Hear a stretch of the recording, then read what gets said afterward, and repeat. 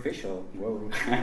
Thank you for being here, and I'm really almost emotional to see you all, because it always takes a lot of energy and say, oh, will it work? And then something happened with the program book, but we don't talk about that anymore. Because you're all here. You found us, we found you, so great. I'm Dries, it's always pronounced in a strange way, and I'm current president of Medieval Europe Research Community. I'm going to be your host and to introduce our 25th anniversary forum. As you know, the forum, every year we try to spend some attention and to focus the forum on the medieval archaeology of the country we're at with the EAA. But because this is about building bridges, we're going to build our own bridge, a bridge between the past and the future, and about what is medieval Europe today. We are now 25 years old, a quarter century medieval Europe. It started like this. This is actually only the only photograph I found about medieval Europe, York, namely the book. But then we were in the age without digital photography. You also see the other books, the famous series of Basel and Bruges, the pre-printed papers that are often still used by scholars, and you see two of the famous members of the former committee, I won't say old committee, the former committee. Franz and of course our first president of Medieval Europe New Style, Martin Carver.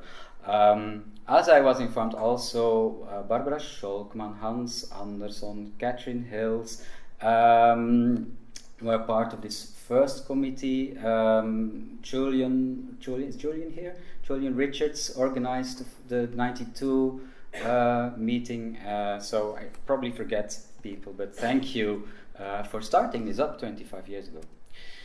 And then in 2012 we changed direction because it had become too heavy to organize these large conferences, and there was this group that was really doing good things in organizing large conferences, the EAA that gained momentum, gained significance. So Martin Carver suggested that we should stop organizing our own 5-year conference and join forces with EAA. And Helsinki was the first time we did that. And so since then we have an annual Medieval Europe Research Conference or Congress. And I think you can call it a success.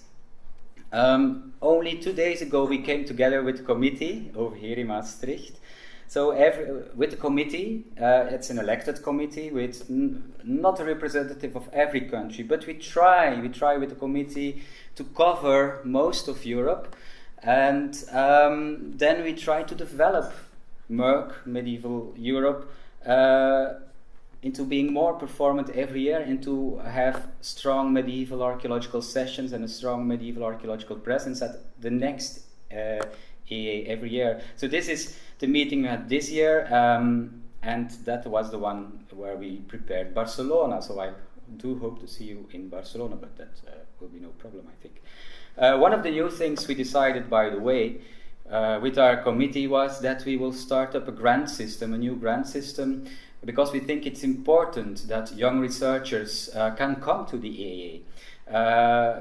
As a young researcher, as a master or PhD student, you get to know all these interesting researchers, and you can get influenced, you get your own network. So we need to get the young researchers at the EAA, and that's why we're starting this grant system.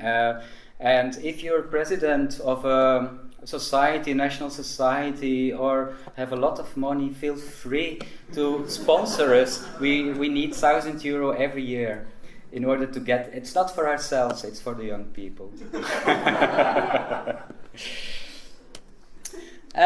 What do we do at a medieval at a MERC at EAA? Well, we have the two components. We have the medieval sessions, we have the forum. This is a picture of the forum last year in Vilnius, and we have the social component. We have the party since Glasgow, and I need to thank Steve for that again, because the people in Glasgow did a great job for us. They organized the very first MERC party. Thank you, Steve.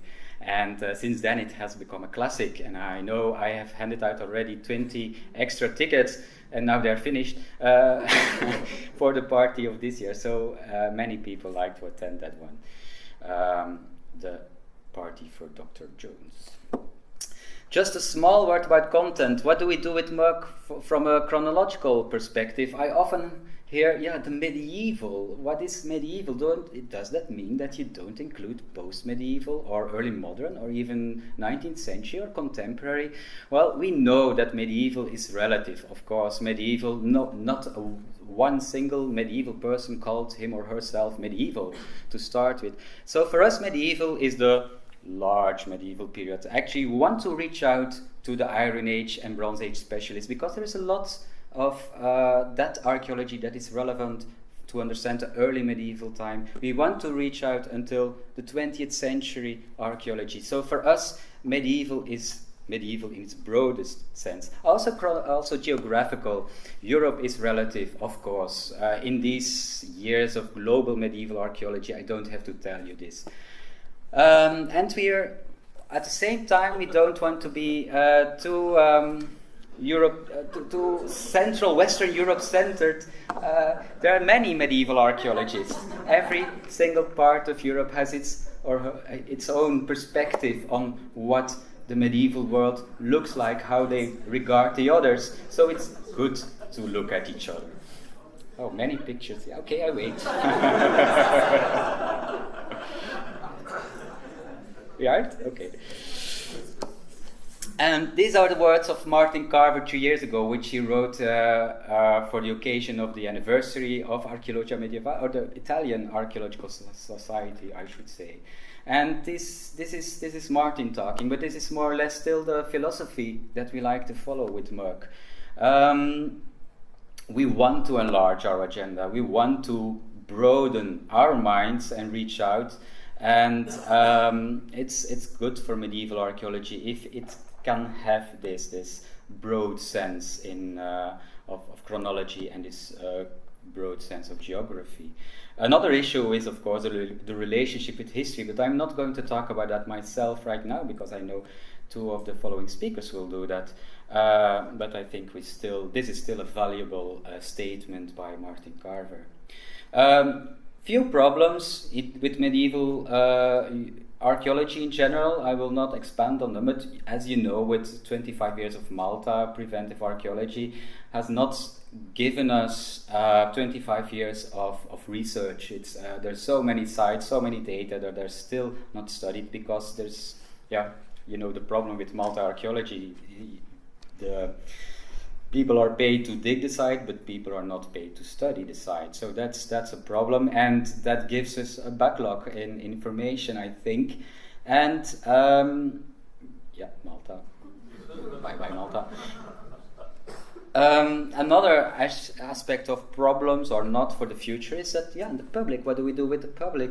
The public likes medieval, or we can even say there is a new medievalism in games, in series. But what medievalism? Aren't we going back to the 19th century with this cliché medievalism? And what can we contribute? And when you see this article in The Economist, so it's not a second-rate journal, there is some danger there as well. Just to open this discussion.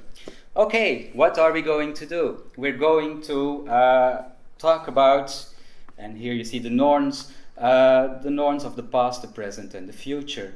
We're going to talk about medieval archaeology in the past 25 years with Frans Verhagen, medieval archaeology today with Juan Antonio Quiros, and then medieval archaeology in the future with the new generation. There is a slide, there are more people from the Low Countries there, but we are in the Low Countries, so it's allowed, I think, to have 4 people, two from the Netherlands, 2 from Belgium. And these are all 6, 7 postdocs, so they are the new generation. And one thing I learned is that when you start with a paper in MERC, or then your career is actually settled and everything will be fine. Before I give the stage to Frans, one thing is everyone, does everyone agree with being filmed during the discussion? That's the organizers asked me that to ask that. If there's someone objects to that, but I don't think they will, because also the discussion will be filmed. Okay, so I wish you a fruitful and a warm and a pleasant forum, and the stage is now to Frans.